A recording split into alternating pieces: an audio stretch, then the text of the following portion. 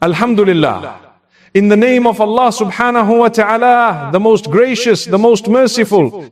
Peace and blessings be upon our beloved Prophet Muhammad, peace be upon him. My beloved brothers and sisters, the hardest test is not a storm outside. It is when you wake up and the storm is inside your chest. You open your eyes and yesterday's pain is still there.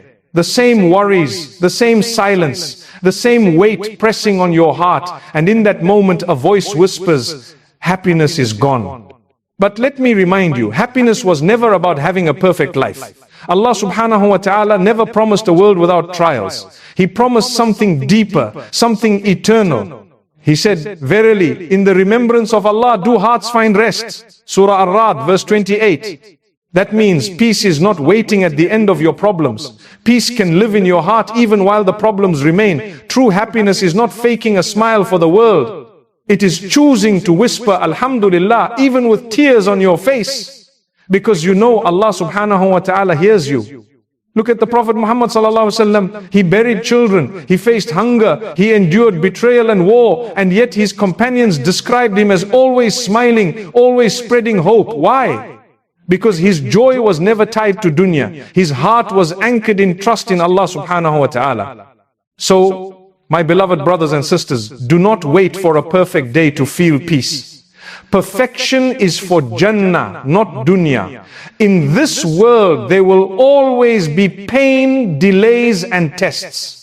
But happiness for the believer is a mindset, a choice, a direction of the heart. It is reminding yourself, if Allah subhanahu wa ta'ala is with me, I already have everything I need. Today, choose light, not for the world, not for people's approval, but to uplift your soul. Smile for the sake of Allah subhanahu wa ta'ala. Spread a little hope in your home.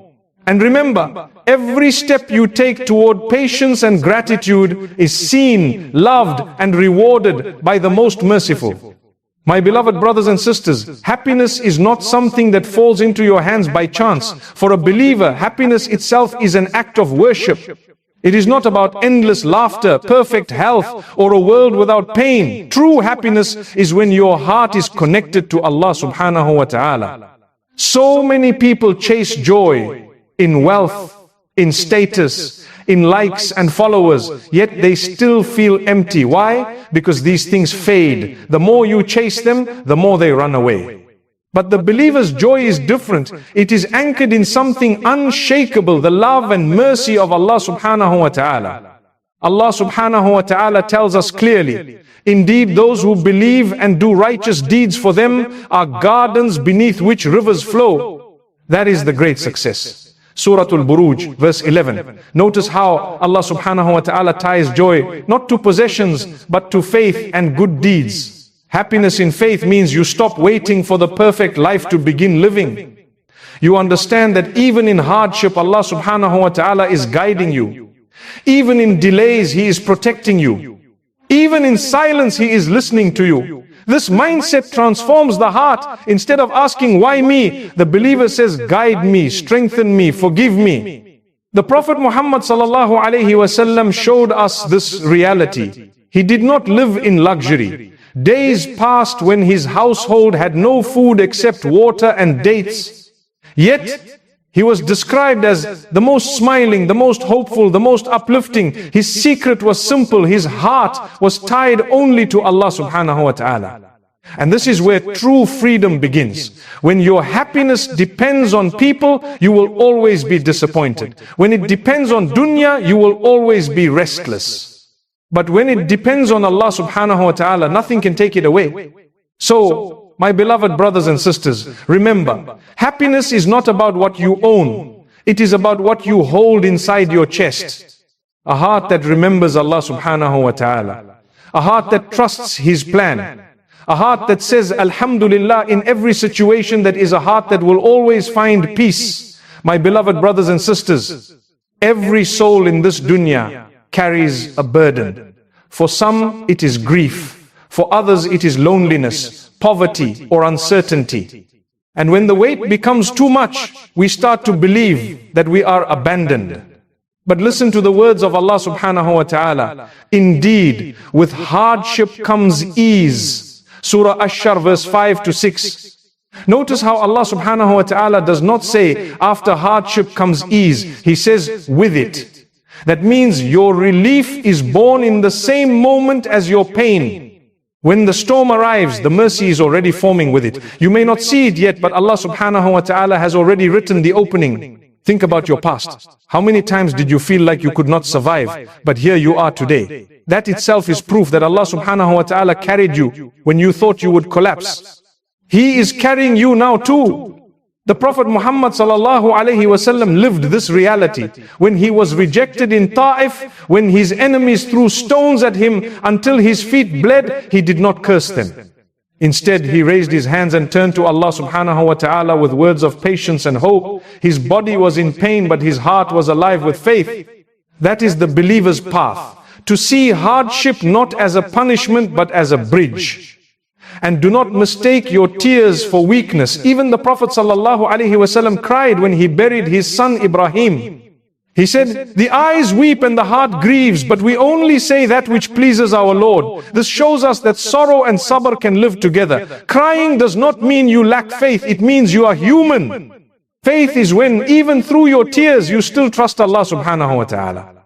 So, my beloved brothers and sisters, when the pain feels endless, whisper to your heart, this storm is not forever. Hardship is not my identity. It is my test, my polish, my chance to grow closer to Allah subhanahu wa ta'ala. And if He promised that with hardship comes ease, then ease is already on its way. My beloved brothers and sisters, one of the most powerful keys to happiness is gratitude. Allah subhanahu wa ta'ala gives us a clear promise in the Quran. If you are grateful, I will surely increase you. Surah Ibrahim, verse 7. This is not just about more wealth or more blessings. It is about an increase in peace, perspective, and closeness to Allah subhanahu wa ta'ala. Gratitude is not about pretending life is perfect.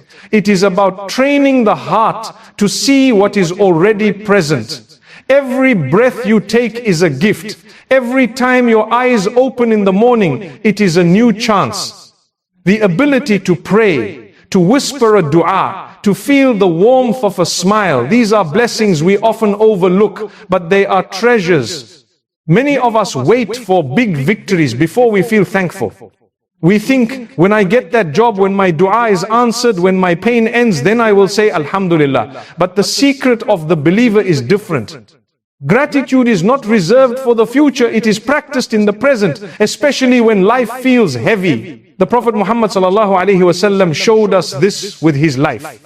Even when food was scarce, even when he faced loss, he would wake in the night and say, "Oh Allah, I thank you and I praise you." His gratitude was not based on comfort, it was based on remembrance.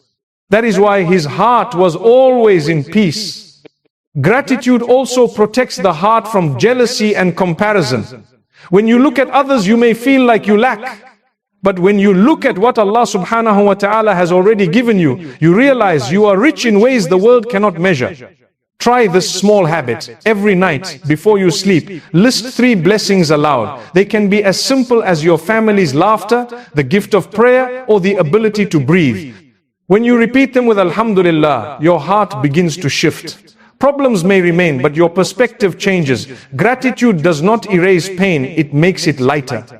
And remember, my beloved brothers and sisters, even the ability to say Alhamdulillah is itself a blessing. Gratitude opens the doors of mercy, increases barakah in your life, and invites peace into your heart. So do not wait for everything to be perfect. Begin now. Smile, thank Allah subhanahu wa ta'ala, and see how your heart softens. My beloved brothers and sisters, one of the greatest sources of happiness for a believer is the power of dua and dhikr. Allah subhanahu wa ta'ala himself promises in the Quran, so remember me, I will remember you. Surah Al-Baqarah, verse 152. Imagine that the Lord of the heavens and the earth remembers you when you whisper His name. Dhikr is not just words, it is medicine for the heart.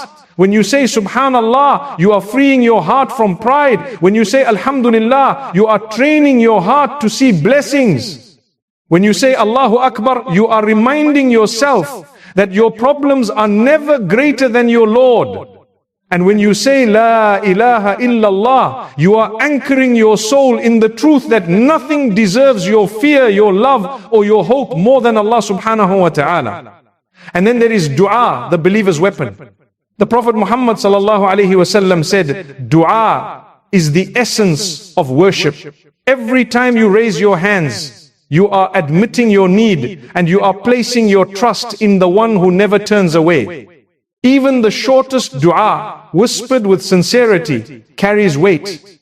Ya Allah, make it easy. Ya Allah, guide my heart. Ya Allah, protect me. These simple words can change the course of your day and sometimes the course of your life. Do not think dua only works when it is long or eloquent. Allah subhanahu wa ta'ala looks at the heart, not the length of your sentences. Sometimes one tear in dua is more beloved to Him than hours of empty words. Sometimes one broken whisper of Ya Allah is heavier than 1,000 speeches. And even if your dua is